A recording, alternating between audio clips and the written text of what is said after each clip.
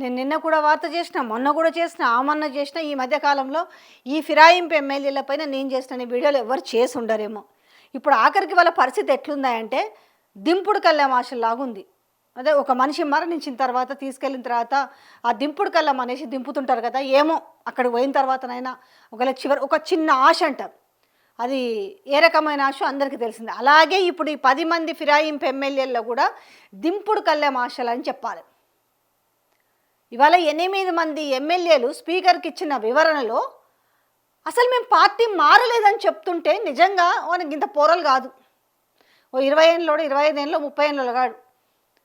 అట్లాంటి వాళ్ళు ఇవాళ అసలు మేము పార్టీ మారలేదంటే వాళ్ళకి కొంచెం మన మనసాక్షి ఉంటుంది కదా. అని తెలంగాణ ప్రజలు ఏమనుకుంటారు, మనం గిట్లా మాట్లాడితే ఇంత నిస్సిగ్గుగా అబద్ధాలు చెప్తే ఏమనుకుంటారు అనేది కూడా మర్చిపోయారు. నిజంగా వీళ్ళు ఏ కాన్స్టిట్యున్సీ నుంచి అయితే గెలిచిరో వాళ్ళ నియోజకవర్గాల్లో, ఇప్పుడు అరకపూడి గాంధీ కావచ్చు, కాళే యాదయ్య కావచ్చు, తెల్లం వెంకట్రావు కావచ్చు, డాక్టర్ సంజయ్ కావచ్చు, గూడెం మహిపాల్ రెడ్డి కావచ్చు, దానం నాగేందర్ కావచ్చు, కడియం శ్రీహరి కావచ్చు, వీళ్ళందరూ ఏం చెప్పుకుంటారు వాళ్ళ కాన్స్టిట్యున్సీ వాళ్ళకి? నిజంగా వాళ్ళు నవ్వుకుంటలేరా ఇప్పుడు? అరే ఏంద్రాబాయ్ వీళ్ళు కాంగ్రెస్ పార్టీలో చేరిండే కదా, ఇప్పుడు చేరలేదామని గింత పచ్చబద్దాలు ఆడుతున్నారు. సరే ఓకే, వీళ్ళు ఒకవేళ స్పీకర్కి వివరణ ఇచ్చినా స్పీకర్కి అయితే తెలుసు కదా. స్పీకర్కు తెలియకుండా, ఎందుకంటే ఇవాళ స్పీకర్కు ఉండే హక్కులు అవన్నీ అది వేరనుకోండి, కానీ ఆ సార్ వారికి కూడా తెలుసు కదా ఈ విషయం అనేది ఈరోజు ప్రజలు మాట్లాడుకుంటున్న పరిస్థితి. అసలు వాళ్ళు మేము పార్టీ మారలేదని వివరణ ఇస్తుంటే అసలు ఒకటి మాట్లాడుకుంటున్నారు. అయితే ఇందులో రేవంత్ రెడ్డికి దమ్ము లేదు. అవును, బీఆర్ఎస్ నుంచి ఆ 10 మంది ఎమ్మెల్యేలని మేము చేర్చుకున్నామనే దమ్ము రేవంత్ రెడ్డికే లేదు. ఫస్ట్లో ఏం చెప్పిండు, ఒక గేట్ తెరిస్తేనే ఇంతమంది వచ్చిర్రు, ఇక నేను 2వ గేట్ తెరిస్తే ఎంతమంది వస్తారు అని చెప్పిండు కదా.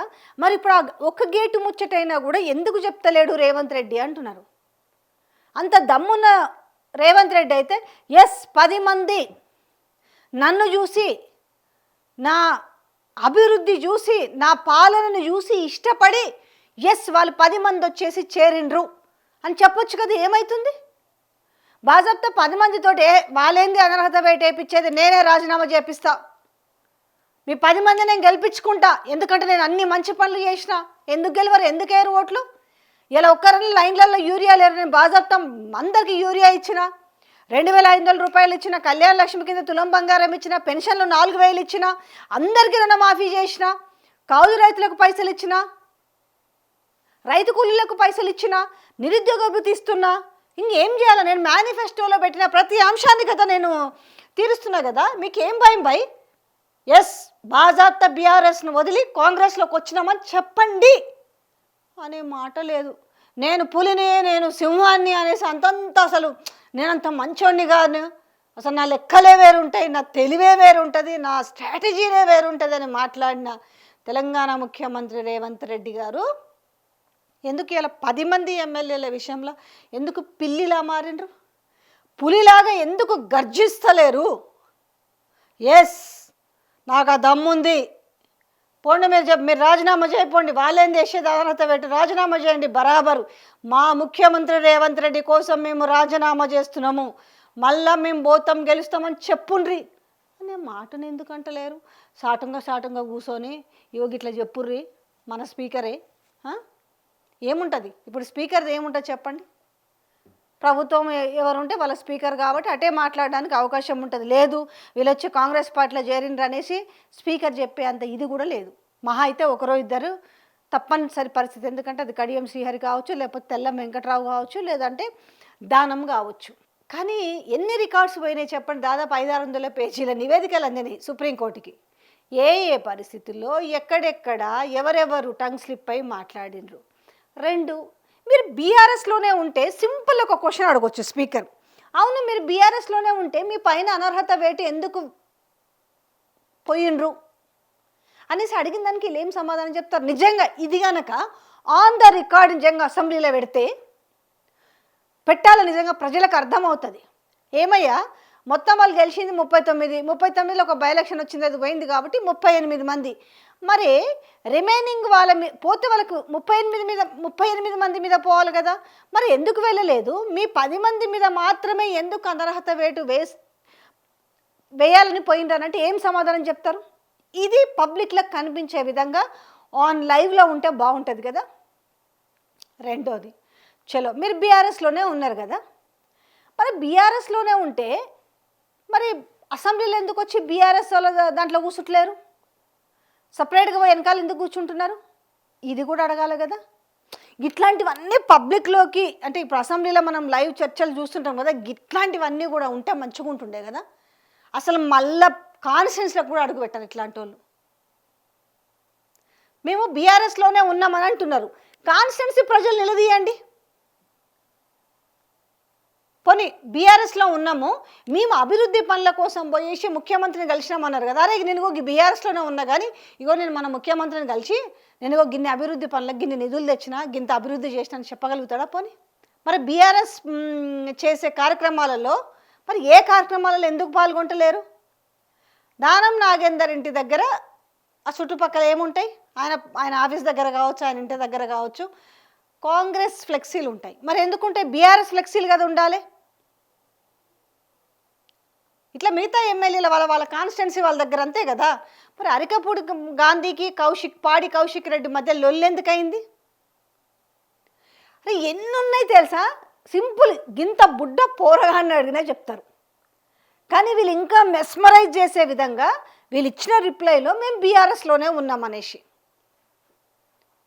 ఎవరితో చెప్పించగలుగుతారు చెప్పండి? బీఆర్ఎస్లో ఉన్నామని వాళ్ళు కాన్స్టిట్యున్సీలో చెప్పించగలుగుతారా? అరే భయ్ అంతెందుకు, వాళ్ళ కాంగ్రెస్కి సంబంధించి ఆ కాన్స్టిట్యున్సీల కార్యకర్తలు ఉంటారు కదా, కనీసం వాళ్ళతో చెప్పించగలుగుతారా? పోనీ వాళ్ళ ఏఐసీసీ ఇన్ఛార్జ్ మీనాక్షి ఉంది కదా, కనీసము ఆమె ఒప్పుకుంటుందా?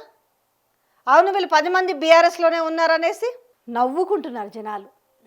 ఇంత పాపభీతి లేదు, ఇంత ఏది లేదు. ఒకవేళ ఇదే విషయం కనుక వాళ్ళ పిల్లల మీదనో దేని మీదనో ఒట్టేసి చెప్పమంటే ఒప్పుకుంటారా? ఎస్ నేను మా కుటుంబ సభ్యుల మీద, లేకపోతే నా కొడుకు మీదనో, నా బిడ్డ మీదనో, నా భార్య మీదనో నేను ప్రమాణం చేసి చెప్తున్నా, నేను ఏ పార్టీ సింబల్ మీద అయితే గెలిచినో నేను ఆ పార్టీలోనే కొనసాగుతున్నాను తప్ప నేను ఇంకో పార్టీలో చేరలేదనే విషయాన్ని ప్రమాణం చేసి చెప్తారా? ఎస్, ఇది ప్రజలు అడగాలి. ఇంకా అంటే తప్పించుకోవడానికి చేసే ప్రయత్నం. ఎందుకంటే ఆయనకు సుప్రీంకోర్టు ఏం చెప్పింది, వాళ్ళకు నోటీసులు ఇచ్చి వివరణ తీసుకోమని చెప్పింది. ఈయన చెప్తాడు ఇంకో వీళ్ళు 8 మంది అంటే ఇంక 2 ఉన్నారు, వాళ్ళు ఇయ్యలేదు, మిగతా 8 మంది ఇచ్చారు. మరి 2 దానమెండు కడియం ఇంకేం ఆలోచించుకుంటారో తెలియదు. ఇగో ఈ 8 మంది ఇగో బీఆర్ఎస్లోనే ఉన్నారట అనేసి ఈయన ఇస్తాడు. మరి దానికి ఏం అడగదా, లాజిక్స్ అడగదా సుప్రీంకోర్టు? బీఆర్ఎస్లోనే ఉంటే బీఆర్ఎస్ వాళ్ళు ఎందుకు వీళ్ళ పైన అనర్హత వేటు వేయాలని సుప్రీంకోర్టులో ఫైట్ చేస్తారు అనే విషయాన్ని అడగదా? మరి వీళ్ళు బీఆర్ఎస్ వాళ్ళు అయితే వాళ్ళ కార్యక్రమాల్లో ఎందుకు పాల్గొనట్లేదు, అసెంబ్లీ గ్యాలరీలో బీఆర్ఎస్ గ్యాలరీలో ఎందుకు కూర్చోవట్లేదు, ఇవన్నీ అడగరా? సో ఎంత రాజ్యాంగం అంటే ఎంత అపహాస్యం అయిపోయిందంటే, ముందు ఇక్కడ నేను వీరుణ్ణే, నేను శూరుణ్ణే, నేను ధీరుణ్ణి అని చెప్పుకున్న రేవంత్ రెడ్డికి సర్వే తెచ్చిపెట్టేది చిక్కు. ఆ సర్వేలో చూస్తే ఒక్కరు కూడా గెలిచే అవకాశం లేదు. ఈ నేపథ్యంలో ఏం చేస్తారు? ఇప్పుడు ఇక్కడ బీసీ రిజర్వేషన్ క్లియర్ కాకముందుకే బీహార్లోనే దాన్ని సభ పెట్టే ప్రయత్నం చేస్తున్నారంటే వీళ్ళు ఎంత పచ్చి అబద్ధాల కోర్లో అర్థమవుతుంది. ఇంక ఈ నేపథ్యంలో ఇక్కడ గెలవనప్పుడు ఏం చేయాలి? ఎలక్షన్ని తప్పించుకోవాలి.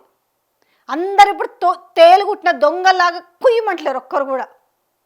ఎంపీ చామల కిరణ్ కుమార్ రెడ్డి ఏమన్నాడు, ఏమవుతుంది 10 మందిని గెలిపించుకుంటాం అని చెప్పిండు. పీసీసీ చీఫ్ ఏం చెప్పిండు, అవును 10 మంది మా దాంట్లోనే చేరిండని ఆయన చెప్పిండు. అంటే ఎవరికి దోచిన మాట వాడు చెప్తాడు. ఈయన రేవంత్ రెడ్డి నిండు అసెంబ్లీలో చెప్పిండు కదా, అప్పుడు రాని బై ఎలక్షన్స్ ఇప్పుడు ఎట్లా వస్తాయని ఈయన మాట్లాడిండు. నేను ఒక్క గేటు తెరిస్తేనే ఇంతమంది వచ్చిండ్రు అని కూడా మాట్లాడిండు. మరి ఇవన్నీ ఏమంటారు? నిజంగా వాళ్ళకు ఒక మనస్సాక్షి అనేది ఉంటే ఇవాళ వాళ్ళు సమాధానం ఇచ్చారు కదా, సమాధానం వాళ్ళని గింతనన్న పొడుస్తలేదా? రాజకీయ నాయకులకు ఇదంతా ఎట్లుంటుంది అని అంటారా?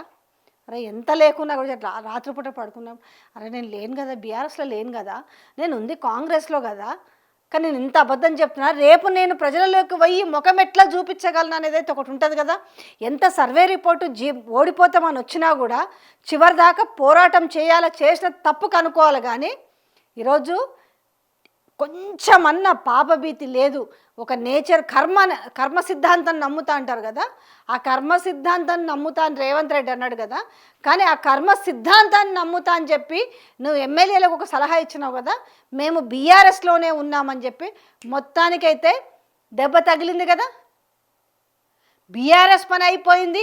అసలు బీఆర్ఎస్లో ఎవరు, ఇంకో కోణంలో చూస్తే అట్లే అనిపిస్తుంది కదా.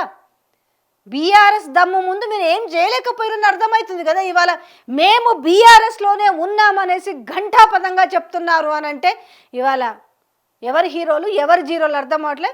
బీఆర్ఎస్ వాళ్ళే హీరోలు కదా, మరి మీరు జీరోలు అన్నట్టే కదా, ఇప్పుడు దాన్ని ఒప్పుకున్నట్టే కదా. బాజాబ్తా ఈరోజు కేసీఆర్ ఇస్ ద గ్రేట్ అనేసి రేవంత్ రెడ్డి ఒప్పుకున్నట్టే. ఎందుకంటే ఈ 10 మంది ఎమ్మెల్యేలు మాట మార్చిరు కాబట్టి, దీని ప్రకారం చూస్తే వీళ్ళ పవర్ అర్థమైపోయింది కాబట్టి ఇంకా ఏమీ చేయలేము కాబట్టి, ఇప్పుడున్న పరిస్థితులలో ఒక్కడు కూడా గెలవడం కాబట్టి ఇక మనకి ఇప్పుడు ఇది తప్ప ఇంకొకటి లేదు అనేసి మాట మార్చడం తప్ప ఇంకేమీ లేదు.